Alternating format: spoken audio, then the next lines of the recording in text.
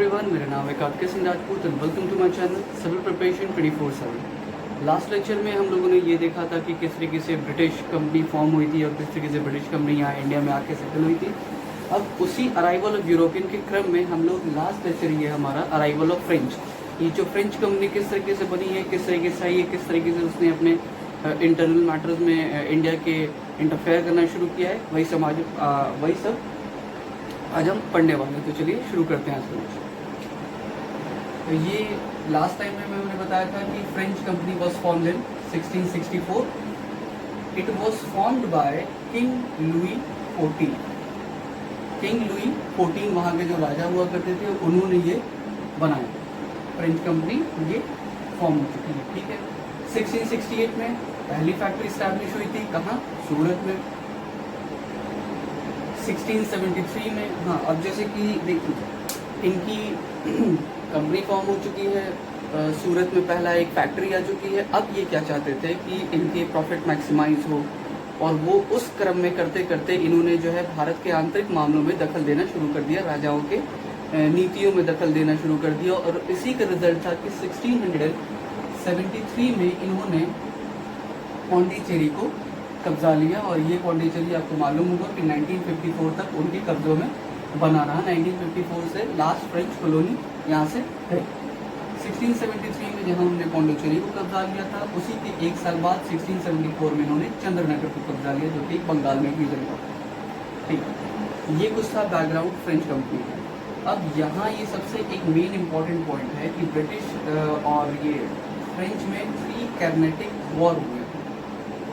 ये वॉर बहुत इंपॉर्टेंट है एग्जाम पर्सपेक्टिव से ही, प्लस एक हिस्टोरिकल बैकग्राउंड समझने का कि कैसे ब्रिटिशर्स इतने पावर में आ गए। जबकि जो है, अब देखिए, कभी भी कोई कंपटीशन में अगर खड़े रहते हैं तो वो अगर कॉम्पिटिटर ज़्यादा हैं आपके, तो एक तरीके से आप मार्केट को एकदम कैप्चर नहीं कर सकते या लोगों को एकदम बुली नहीं कर सकते हैं। बट ये ब्रिटिशर्स ने किया, हम लोग को गुलाम तक बना लिया।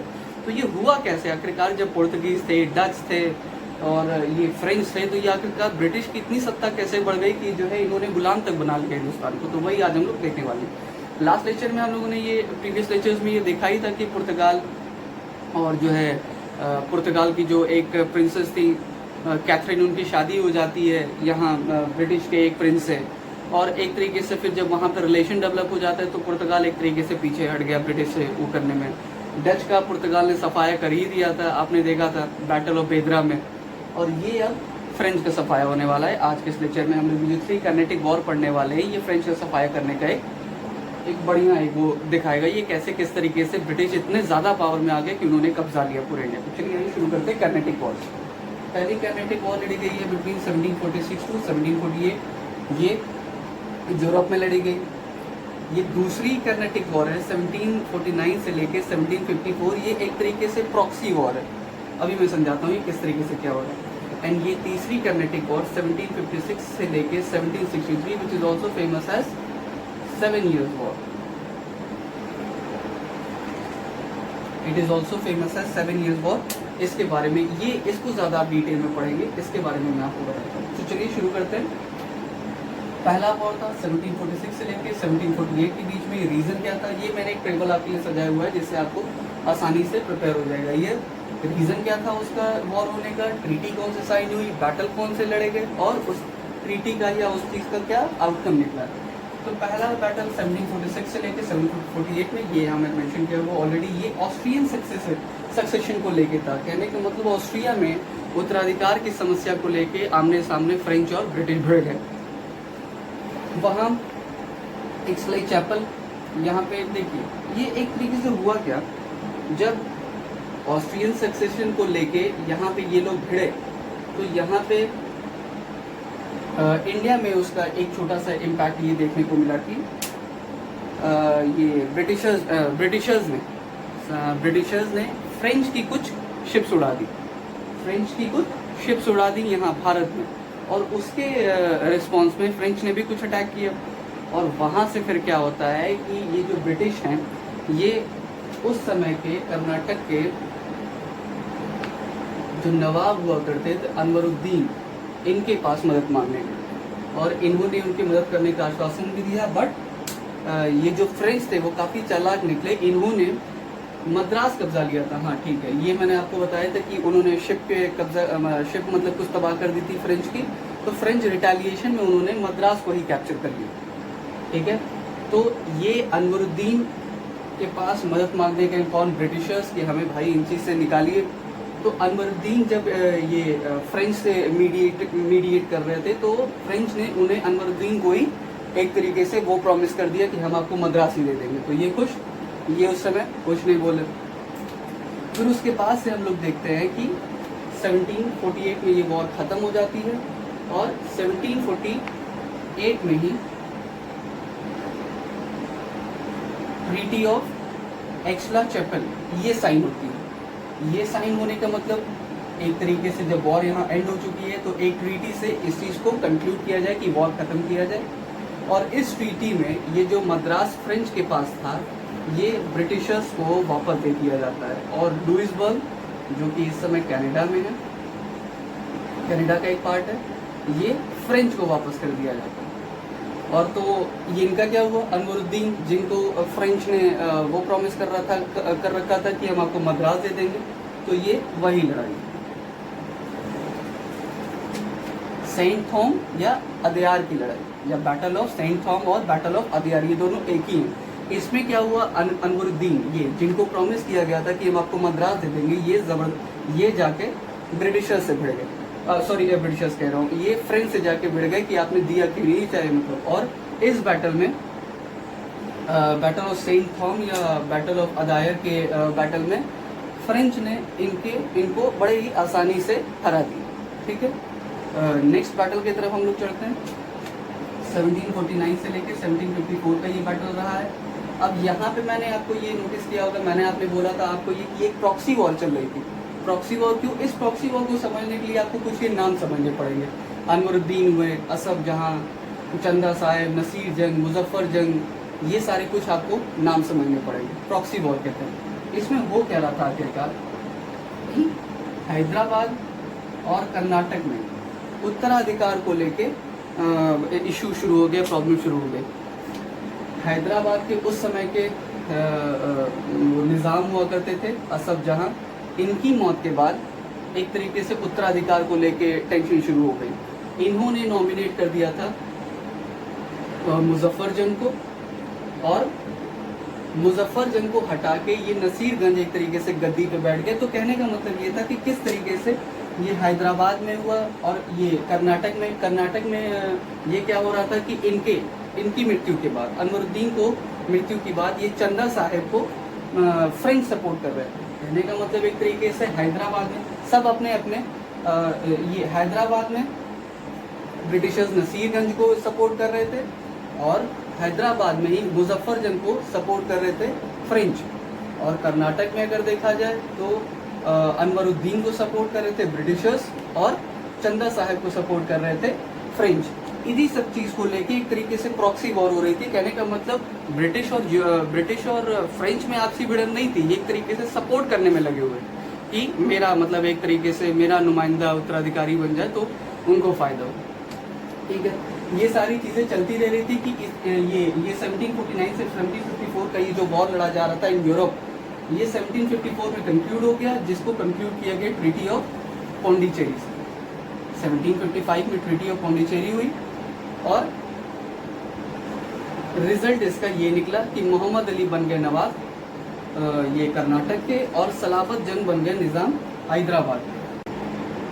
आगे बढ़ते हैं हम लोग तीसरे कर्नाटिक वॉर की तरफ बढ़ते हैं, दैट इज 1756 से लेकर 1763। इसको 7 ईयर्स वॉर भी कहा जाता है। ये 7 ईयर्स वॉर जो है वो यूरोप में लड़ा जा रहा था, और उसकी कुछ जो है मतलब आग की लपटें कह लीजिए, या वॉर की लपटें जो है वो इंडिया में भी देखने को मिली। हाँ, उससे पहले मैं आपको ये बैटल बताना भूल गया, बैटल ऑफ अम्बूर। ये बैटल लड़े गए थे बिटवीन चंदा Sahib who was supported by French and Anwaruddin who was supported by Britishers, और इसमें चंदा साहब की जीत हो जाती है, और एक तरीके से उनको ये नवाब बना दिया जाता है कर्नाटक का। फिर उसके बाद से और कई चीज़ें मतलब और कई जिंजी की लड़ाई लड़ी गई इसी क्रम में। तो जो है कहने का मतलब करते करते ये लड़ाई खत्म होते होते ये peace treaty of Pondicherry sign होते होते मोहम्मद अली नवाब बन गए, सलाबत जंग निज़ाम बन गए। आइए हम लोग अपने 7 ईयर्स वॉर पे चलते हैं। ये बहुत ही इंपॉर्टेंट है, इसको वीवीआईपी मान कीजिए, ये यहाँ से क्वेश्चन सबसे ज़्यादा बनते हैं। 1756 में 7 ईयर्स वॉर शुरू हो गया। 1756 में 7 ईयर्स वॉर शुरू होते ही सबसे पहले चंद्रनगर को कब्जे में अपने कर लिया। ब्रिटिशर्स ने चंद्रनगर को कब्जा लिया और उसके बाद एक तरीके से वॉर एक बहुत अपने चरम पे जाने लगा। यहाँ ये जो इंडिया में भी उसकी लपटें देखने को मिली, जबकि ये वॉर लड़ा जा रहा था इन यूरोप, ठीक है, वॉर लड़ा जा रहा था यूरोप में, बट उसके कुछ जो है कॉन्सिक्वेंसेज इंडिया में भी झेलने पड़े। कॉन्सिक्वेंसेज इंडिया में झेलने क्या पड़े? सबसे पहले फ्रेंच ये चंद्रनगर को फ्रेंच के एक बहुत ही अच्छा एक मैन्युफैक्चरिंग यूनिट या एक तरीके से बहुत ही मैन्युफैक्चरिंग हब माना जाता था, यहाँ पे चंद्रनगर को कब्जा लिया गया, ठीक है। ये वही यही चंद्रनगर जो 1674 में ये फ्रेंच ने इसको कब्जाया था चंद्रनगर को। ये ब्रिटिशर्स ने 1757 में इसको कब्जा लिया। 1756 में वॉर ब्रोक आउट हुआ था और 1757 में ब्रिटिशर्स ने इसको चंद्रनगर को कब्जा लिया, ठीक है। करते करते 1760 और ये सबसे ये एक वॉर लिखी हुई है मैंने, वांडी वाश का युद्ध। वांडी वाश का युद्ध ये सबसे इम्पोर्टेंट है। ये इंडिया में फेस टू फेस आमने सामने आ गए थे, कौन? ब्रिटिशर्स एंड फ्रेंच, आमने सामने का युद्ध हो गया। ये युद्ध लड़ा गया था जनवरी 22, 1760, which is also known as battle of Wandiwash. Wandiwash एक जगह है आज के मॉडर्न टाइम तमिलनाडु में। 1760 की ये बैटल ऑफ वांडी वाश होते ही 1761 में पौंडीचेरी को भी हथिया लिया गया फ्रॉम द फ्रेंच। इस तरीके से एक तरीके से ये देखा जाए 1761 में ये जब ये हथिया लिया गया, पौंडीचेरी हथिया लिया गया, तो कहने का मतलब यहाँ पे ब्रिटिशर्स की एक तरीके से फ्रेंच की एक तरीके से बड़ी ही बुरी तरीके से हार होने लगी। तो ये इस बैटल को हम लोगों ने कंक्लूड किया from the treaty of Paris, क्योंकि आपको मालूम है फ्रांस की राजधानी वही पेरिस है, तो यहीं पे पेरिस में ये ट्रीटी साइन हुई थी। इस ट्रीटी के तहत क्या चीज़ें डिसाइड हुई थी?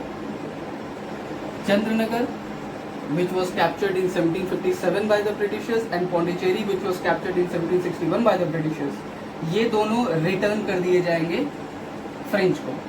और ये फ्रेंच जो है वो कुछ ही एरियाज में रह गया।